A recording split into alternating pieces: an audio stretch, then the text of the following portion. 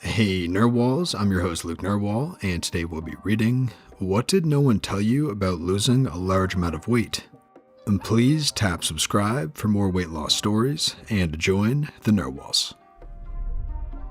Hi all, I went from 167 pounds to 121 pounds, and here's a small list of things nobody told me would happen during weight loss. Your melons shrink. They shrink a lot. The skin doesn't go back to normal either. It's all deflated. You basically look like you got two half-filled balloons are nailed to your chest.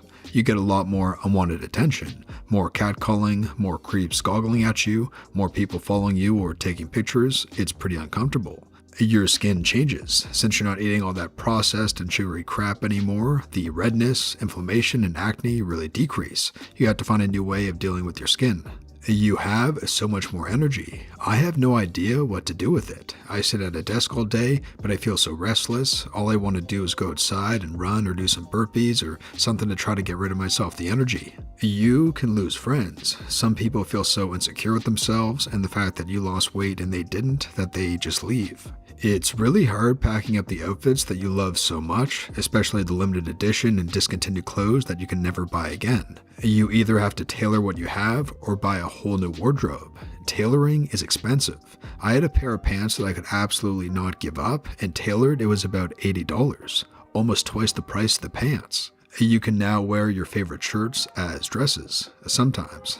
In my experience, losing weight is all anyone can talk about with you anymore. You say family and they go, "Oh, you've lost so much weight, that's awesome. You look so great, blah blah blah." Instead of, "Oh, you finished uni with honors, that's awesome." Everyone goes to you for diet advice. Most of the time they don't listen to you and then come back and complain that they're not skinny. Losing weight is an amazing achievement and I feel so much better, but I really wish someone had prepared me for this crap because I feel pretty blindsided. Physically, you'll be much thinner, but mentally, you will often still feel fat. Trying to change the way you think about your body after all those years of being unhealthy is hard. Exactly. I still have this weird feeling of, guilt when I am shopping and grab a size small, even though it fits just fine. Like, I'm not this size, and people will judge me when they see me buying clothes that are too small. Really weird because it fits just right. The difference in how you're treated from the general public. Until I lost the weight, I had no idea that people deliberately did not make eye contact with me. I was invisible before I lost the weight. Afterwards, it was a bit unsettling. I internally vowed to start making eye contact with everybody, especially those with weight troubles, and it totally backfired. I had more people ask me what my problem was, why I was staring them down, and was I looking for a fight, I think learning that people saw me as a subhuman, contemptible, not worth being noticed was the most hurtful realization I've ever had. 1. People who have known you for years may not recognize you. 2. Skin doesn't just bounce back nice and taut, and there's no amount of over-the-counter lotions or topicals that can fix it, at least not that I found or read about. 3. Everyone comments on it and talks about it. This may be a positive thing for some people, but it's always bothered me because I lost my weight due to grueling health issues. It's not exactly something that I enjoy talking about. And 4. Dramatic weight loss may actually lower your self-esteem. When I was in the middle of trying to lose weight in my 20s, I had an awakening moment when I caught the worst flu I've ever had in my life. Fever-induced hallucinations, ribs cracked from coughing, etc. When I was finally able to go back to work, I lost about 15 pounds in 2 weeks. One of my coworkers was gushing over how great I looked, and all I could think was, this is the result of almost dying. Despite exceeding my goal at that point, I was unhappy about how it happened and had a long recovery ahead to be strong again.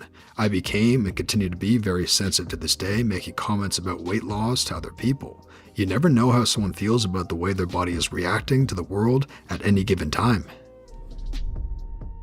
Unpadded seats are significantly less comfortable. If you slim down considerably in the butt and thigh area, you won't sit as high in a seat. This is especially noticeable in cars. Also, your feet are more likely to touch the floor comfortably and less likely to dangle. If you have issues with excess skin and sagging, people will still body shame you. If you've lost significant weight but are still somewhat overweight, people will continue to fat shame you and assume that you're just a lazy, unhygienic gluten.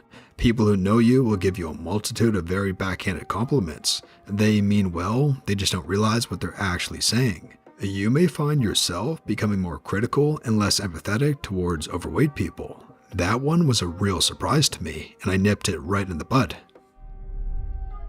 And being looked at is nothing new for me. I feel like people are always staring or looking at me, but the way they react when they see me looking back is totally different. Before, someone would look at me like I was an animal in a zoo, like they paid admission or something. I have literally eaten meals with someone staring at me the entire time like I was a nature show or something. It was this creepy, blank, unsettling stare. Now, people smile and sometimes they compliment me on whatever nerdy shirt I happen to be wearing. That and guys are suddenly friendlier and so much more respectful. It's like I just started being a person somewhere along the way. Also, I feel like nobody called me sweetie before, and now a lot of people do. That everything bloody hurts. I remember at one of my skinnier points, I had to buy a pillow topper for my bed, the equivalent of a 3-inch cushion on the entirety of my bed, because when I lie down, my hips and bones would press against the bed very uncomfortably. I also had to carry around cushions wherever I went because I couldn't sit on a hardback chair without my spine digging into it. The same deal with my butt. I still think I'm bigger than what I am. I automatically reach for the bigger size when clothes shopping, and I'm always surprised when they are too big. And people comment so much, and they can ask really intrusive questions, and they think they can give advice on your diet and exercise routine, etc. And people wanted to talk about it and commiserate with me like I wanted to be hot or something, when the reality is I had a serious health problem that I needed to lose weight or face surgery. I had to follow a diet for this health condition, and people would want to know if it was Atkins or keto or what, when I just wanted to eat my damn lunch. Or when guys at work would be like, "Oh, this isn't to look good?" That your family and friends will be incredibly resistant to you changing. They'll want you to stop before you're done because you look so different to them. They're not trying to sabotage you, they're just holding on to a mental image of a bigger you, and the difference is jarring. Also, how much more comfortable you'll be in your own body. I knew I was uncomfortable before losing weight, but holy crap, I feel so amazing in comparison now that I can't imagine how I got through each day feeling so crappy. I guess I just didn't know any better. That sitting would be so much more uncomfortable if the surface wasn't well padded. I have to wiggle around so much more now because of the pressure on my pelvic bones and hips. Awkward in meetings with hard chairs. Had to sit on pillows at my desk until I got a new chair because I could feel the seat frame. The couch at home is cheap, so I can feel the frame pressing into me. And kneeling is easier to do, but less comfortable with less padding on the shins. How frustrating it is to not have any clothes that fit right, but not wanting to buy new ones because who knows what will happen in the nearest future. That you'll now have to wear belts with pants, no matter your outfit. The ridiculous amount of mental energy it takes to stay on track. I spend way too much time debating the merits of having a snack or choosing what to eat. That it may strain familial relationships. You may also learn some uncomfortable things about people's attitudes and viewpoints with reason to weight and looks. That most people say you're skinnier than you actually are.